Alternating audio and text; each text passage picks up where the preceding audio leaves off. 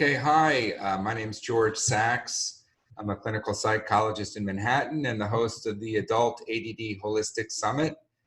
Today we have Lorraine Carney, a certified dietitian and nutritionist, to talk to us about the impact of sugar on adult ADD symptoms and also about the microbiome. So welcome, Lorraine. How are you today? I'm good. Thank you for having me, George. Yes. I actually have know you because I did your 28-day sugar detox. You did. We did that together, which is your own online program. Yes. So it's 21 day. Sorry, do you want me to talk about that or no? Yeah, why not? Tell us about that. Okay, so the sugar detox is a way to reset the gut microbiome as well and to decrease sugar cravings. So with it, it's all based on optimal nutrition and food, and especially with whole foods that are nutrient dense. Okay. So today you're going to talk, we can revisit that at the end if you want to share that with the how people can sign up for your 28-day sugar detox, which I do recommend for adults with ADD. So if you could kick off here with a little bit about how sugar impacts the body and the brain, and talk to us about the microbiome and things. And then maybe we can finish off with things that adults with ADD can do besides the 28-day sugar detox to improve their microbiome, their brain, and their symptoms. Okay? Yeah. So with the gut microbiome is one of the things that we really should focus on, even from like the early stages of life as kids. A lot of the nutrition that is catered to children, it is high in sugar and it's a lot of artificial ingredients. So with a lot of that, it does have a negative impact. And children become addicted to sugar where they could just have a juice or they could have even just like the gummy vitamins. And every time that they're adding this into their diet or even like the flavored yogurt, it is upsetting the microbiome because it is going to produce like the wrong type of bacteria in the gut, but also it's causing a spike and crash in their blood sugar levels. And that becomes exhausting. And even as adults, that when we have like a lot of sugar, we know that throughout the day that we may have that, we feel great, we have something sugary, we feel great, and 20 minutes later we start to crash and we start to crave more sugar. And then it becomes exhausting to the point that we end up like burning out and feeling fatigued and brain fog. And even as a child can definitely feel those symptoms too. So definitely changing the diet is most important. And what happens to the stomach actually with when you eat too much sugar or you grow up on a diet of sugar, a diet that's heavy in sugar? Yes. So really what a lot of focus is on with sugar is obesity, because the body focuses on glucose as fuel. But there's a lot of evidence coming through in recent years that it's not just obesity that we should be focusing on with sugar. It is got to do with the gut microbiome as well as ADHD and a lot of host of other diseases. So when we ingest sugar, because it's a carbohydrate, there's a digestive enzyme in the mouth that starts to break down the sugar, and it's called amylase. The minute that enzyme is released, we have like a tiny little bit of digestion, and a signal goes to the brain to let us know that energy is coming in, but it also goes to the area of the brain where it's reward and pleasure, so the hypothalamus. So the minute that sugar touches the tongue, we feel like a little bit of happiness, and it's like, it's good, food's coming in. But with a lot of the sugars that are seen today, they are quickly metabolized and they will cause a spike in blood sugar levels, but also when they go into the stomach, they're quickly metabolized and then go into the small intestine. When sugar enters the small intestine, that is the area of absorption for all nutrients. But if we have a diet that's going to be high in just the sugar and not really in nutrients, that bacteria that's in the gut is going to feed on the sugar and multiply. And that's like the bad bacteria that we really don't want. And with switching to a diet that's high in fruits and vegetables and fiber, that is going to help support our gut, because it's going to take about 3 to 4 hours for our bodies to break down the fiber inside in the stomach. So that will keep us full for longer. When that type of food is broken down into the glucose at such a slow rate, it is going to be slowly released into the bloodstream. And then insulin slowly comes along. And that's really what we want to try, is like have that slow release of insulin so that it gives us nice sustained energy levels throughout the day. With the other, if we have like the gummy vitamins, or if we have like a juice, what's going to happen, it's just like a roller coaster effect. It quickly goes into the stomach, mixes into the gut, and then fastly released into the bloodstream, where that we have this energy surge, but then afterwards our insulin comes along and quickly takes it all up, and then we crash. So, and then causes that lull. I actually read an interesting study that talked about when we crash, the study was with glucose spikes and crashes, and with willpower. And when we have a crash, we actually have less willpower, which is a big problem for adults with ADD. We are already suffer from a decrease in willpower. And so what you're saying is when you have a high glycemic food like a pizza or something like that, there's a greater chance of a crash? Yes. So with anything that has white breads, anything that is like cakes or cookies or donuts, sodas, all of those foods, there's not much nutritional value in them. So when we ingest them, when they metabolize really fast, there's no fiber. So when we have a white bread, there's no fiber in it. When you go to swallow it, you'll notice that by the time that you finish chewing, it's almost like dissolved. And then when it goes into the stomach, it just metabolizes at that faster rate. If, on the other hand, you have like a big spinach salad, or if you have a whole wheat bread, when you're still chewing it, there's still bits to it that it's not fully digested, and then that's what slows down the rate of digestion. And when you don't have those spikes and crashes, you do have more sustained energy levels throughout the day. But I also think that with the meals do have a huge impact, but also just the timing of your meals. Because if you wait too long in between, like say breakfast and lunch, or maybe you skip breakfast and go straight to lunch, you're going to have an imbalance of other hormones as well. And specifically 2 hormones that regulate your hunger levels, right? We have ghrelin and we have leptin. Leptin is the hormone that tells our body when we're full. And ghrelin is the hormone that tells our body when we're really hungry. And I like to call ghrelin like the gremlin. So like the movie Gremlins from the 80s, where the guy goes into the kitchen and he's just going crazy for food. Yeah. Yeah, right. Do you remember that? Yes. Yes. So that movie, the gremlin in it is basically like our ghrelin hormone. It's telling us that we're hungry. It's telling the body that we need food and we need it now. So when there's an elevation of that hormone, it's very hard to make food decisions that are in line with our health goals. Usually that's when hungriness kicks in, the irritability, fatigue, just lethargic, your body's crying out for fuel.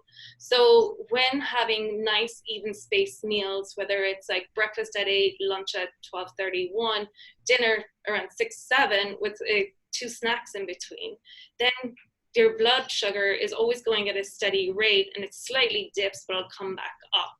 If we don't have breakfast and you're going through to lunch, what's going to happen is you start going down, down, down, and then we pick up. And then we have something that's high caloric, high carb, and then we pick up, but then we crash again. So we want to prevent those spikes. You mentioned 2 interesting things. I often recommend the book, The Zone Diet, not necessarily as a diet, but according to the book, he was hired, Dr. Barry Sears was hired by the American Olympic team to figure out a diet that would maximize the time that they could practice and that they wouldn't have to rest. And he found exactly what you're saying, that we need to stabilize our glucose levels. And he found adding protein to your meals would do that. But if you didn't maintain your glucose levels, you would have these crashes and the athletes would be tired and couldn't practice, which is also where adults with ADD suffer from lack of willpower. And as you said, making poor decisions, Yes. right? Yes. So, and impulsivity and all the worst ADD symptoms come out then. So what you're saying is what? Smaller meals Smaller meals. throughout the day? Throughout the day, it's focusing on fiber. Fiber is the nutrient that's not really spoke about, right? It's not the exciting nutrient. There's not like mostly today the marketing is all around like protein powders, trying to get the protein in. Yes, protein is vital nutrient and we need it because it has all 9 essential amino acids that the body needs to be healthy. But protein is not going to benefit the gut, and the gut is known as the second brain. So if we're not having the nutrients to support gut health, then we're not going to feel our best. And with even focusing on the fiber and trying to get like females 25 grams of fiber a day, and men it should be a minimum of like 30 grams of fiber a day to be regular.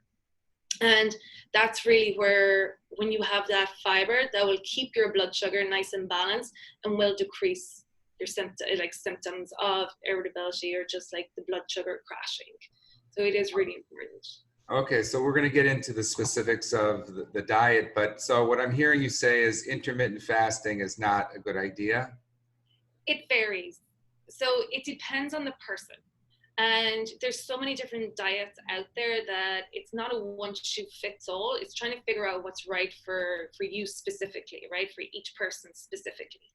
Personally, I know that I couldn't do the intermittent fasting because when my blood sugar drops, that I tend to go into a mode of fight or flight. And when I do sit down and eat, I end up trying to like almost over consuming. And that's more so like evolutionary with food, from like with the hunter gatherers, that where they would kill an animal or they'd get some fruit and berries and they would overconsume in certain settings because they didn't know when they were going to eat again, right? So this is like how we survived as a human species. And so for people who have that that view, or that they have that way of viewing food, intermittent fasting is not always good, because then when they do have that long period of fast, that when they go to sit down and eat, they will overconsume and maybe consume even the wrong type of calories or the wrong foods that are not in line with health goals, or they can end up even like consuming 1,000 or more calories more than what they intended to. Okay, so you're saying one of the problems with intermittent fasting is if you're very hungry from fasting, you may make poor food choices. Yeah, it can. And having high glycemic foods, which may cause a crash and making your symptoms worse.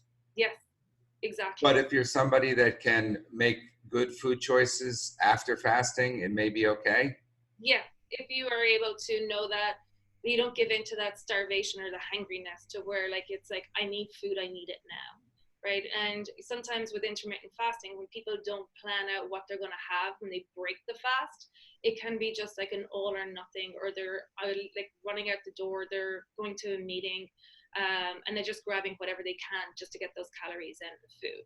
So usually that would lead to poor food choices. But if it's somebody who's very very consistent with their foods, they're choosing high fiber foods, they're planning out their meals, and it's not an all or nothing situation, then they have more success on intermittent fasting. And what do you think about probiotics, prebiotics? Is there any research that this works? There is conflicting research. Some say that because the stomach acid is so high, that the prebiotics, the probiotics may not actually get past the gut, the acidity of the gut. But the acidity of the stomach. But with choosing fruits and vegetables, there are natural prebiotics, right? They're the ones that are in nature, the ones that have all the nutrients. And when we eat those and metabolize them, they're the ones that feed the good bacteria in the gut that we want. Like the same with fermented foods as well. Having fermented foods is always better than taking a pill or a powder. We're getting more nutrition out of it, and we're getting it in a more natural way. And even with some of the best fiber supplements in the market, usually the number one ingredient is sugar. So if you go to have a look at like some of the powders at the pharmacy, you'll notice that there could be up to like 3 or 4 different types of sugar added to it. And so having the fruits and vegetables is always best, and whole grains. And what else did we want to talk about today? So I would just like to definitely include that for kids with ADHD, checking their diet is really, really important. When I was teaching at CUNY, in the curriculum, there was a piece about ADHD and sugar, and it said verbatim that hyperactivity in children is not caused by sugar. It is caused by the situation in which they have sugar, such as parties or Halloween parades, like Halloween parties. Okay. So with that, I thought it was very strange. So with some of the assignments that I gave the students then was like to go get me studies of like, is this true, or does sugar actually affect the brain? And a lot of the studies, like the recent studies that are coming back, are saying that sugar does have a negative effect on the body and the brain. So checking the diet is really important. And especially for like mothers out there or working parents, it can be tough to try and read ingredient lists and understand everything that's in the child's food.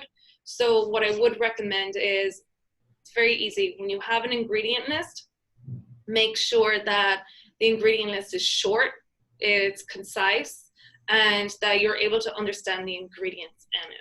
So meaning if you're getting a whole wheat bread, that it says whole wheat flour, salt, water, yeast. With a lot of the generic breads that do have a longer shelf life, what you'll see is there can be up to 6 or 7 different types of sugar and artificial sugars in it that would have like more of a negative impact on the child. So reading ingredient lists, anything that has a packet, and making sure that sugar is not listed as the number 1 ingredient would be key. Okay, so reducing sugar and maintaining your glucose levels is very important. So what are some basic breakfasts you might recommend? Yes, so with breakfast, it is my favorite meal of the day. So having like overnight oatmeal is high in fiber. So that will keep the blood sugar nice and balanced for a couple of hours. And then adding it with something simple as like blueberries or raspberries, where you're getting those antioxidants out of the fruit, as well as the vitamins and the minerals that are coming from together. Even with having eggs with an egg omelet with some spinach and whole wheat toast and a little bit of grass-fed butter would be beneficial too. And for a lot of parents is trying to wean them off like a lot of the cereals that are marketed, because they really are high in sugar, and that giving to a child that's about to go into school, they're going to have like a sugar rush. So when the teacher's trying to speak to them or inform them, they may not have that attention span because they have like a little energy boost. And then what will happen later is they crash. So trying to switch it out, even having like providing fruit, high fiber fruits such as like apples or pears with even some nut butters is a good alternative, and homemade granola would be great. Homemade granola without the sugar, is that what you're saying? Yes. So a lot of the granola is seen as like such a healthy food, but when you look at the grams of sugar on the back of the packets, they can have up to like between 20 and 40 grams of sugar in just a half a cup, which is a lot. And an easy way to turn that into something that we can recognize into teaspoons is to divide that number by 4. So if you have 40 grams of sugar and you divide it by 4, it equals 10 teaspoons of sugar, which a female Wait, can you say that again? That's very important for any food or drink. For any drink, for any food. When you look at the ingredient, the nutrition facts label, on the back of it, you'll have the sugars and then the grams of sugar, which usually for a yogurt I'll say a yogurt. The flavored yogurt that are usually targeted to children, they can have like it's usually about 20 grams of sugar that's in it. So an easy way to turn our grams of sugar into something that we can recognize, which is teaspoons, is to divide the grams of sugar by 4, and then that will turn it into the teaspoons. So 20 divided by 4 equals 5 teaspoons of sugar in one yogurt. And Coca-Cola? Coca-Cola, I think, has like 48 grams of sugar. So that is like a huge spike in sugar levels with that. And if there is a morning where you give your child juice, so if you start off with like maybe some orange juice, a high sugar cereal, and then send them off to school, and then they're depending on the school, if they provide lunch, usually the lunches, they're not very nutritionally dense. It's going to be other foods that could be even like some chicken, some breaded chicken. You're going to get some French fries, you can get some pizza, and all those foods are not going to have the nutrients that are needed for the gut microbiome. So the child will be all day going on roller coasters, highs and lows, highs and lows. So trying to cut that out. And yes, it's tough trying to change a child's diet at the start, but after about 7 to 10 days, parents have noticed a huge difference in their child's behavior by incorporating more healthy foods. And okay, so tell us a little bit about the 28-day sugar detox for adults, and how people can find you. Yes, so you can find me on Instagram at Lorraine Kearney Nutrition, or you can reach out to me personally. Lorraine at LorraineKearneyNutrition.com. The 21-day sugar detox was based on a woman who I feel is like my mentor that focuses a lot on female health and how it negatively affects like the endocrine system. So with the sugar detox, it is busting marketing ploys. I created for people to understand that weight loss does not mean that you have to starve the body. It is all the foods that you can eat and all the foods that do nourish the gut.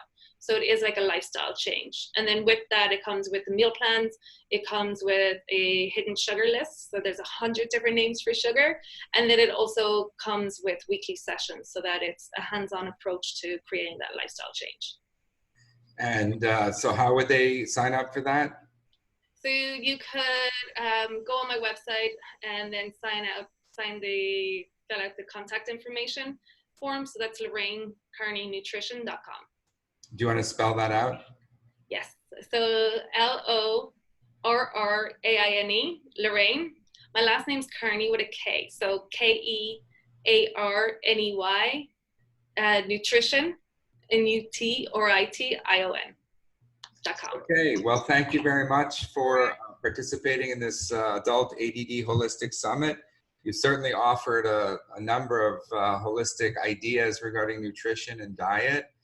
And I think the key is avoiding sugar, reducing sugar, so we don't have the glycemic spike, right? Yes, and inevitable crash. Yes, and focusing on the food from breakfast, lunch, and dinner. I always tell my clients, I'm like, you need to plan your meals like you would a business meeting, making sure that you're on point and making sure that you have that nutrition for that brain power to get through the day. And then always make sure that you're hydrated as well, drinking plenty of water. Okay, well, thank you very much, and we'll talk to you later. Great. Thanks, George. Bye. Bye.